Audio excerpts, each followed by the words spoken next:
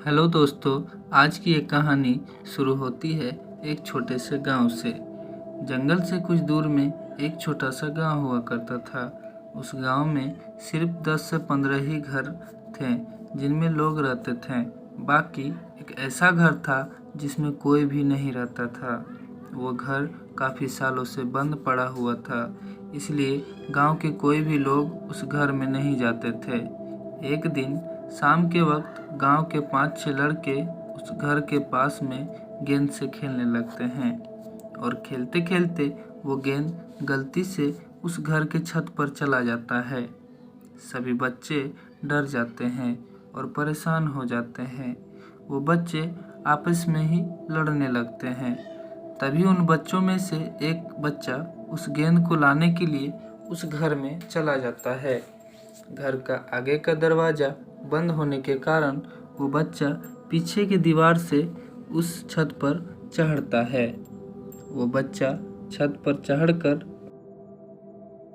उस गेंद को खोजने लगता है, किंतु गेंद नहीं मिलता और वो बच्चा उस गेंद को खोजते खोजते उस घर के अंदर में चला जाता है और काफ़ी देरी तक वो बच्चा बाहर नहीं आता।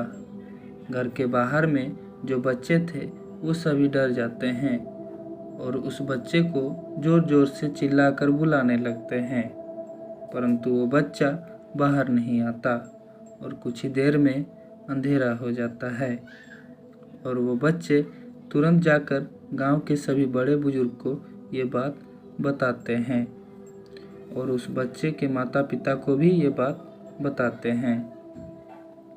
गांव के सभी लोग इकट्ठा होकर उस घर की तरफ जाते हैं, किंतु उस घर में डर से कोई नहीं घुसता और बाहर से उस बच्चे को बुलाने लगते हैं।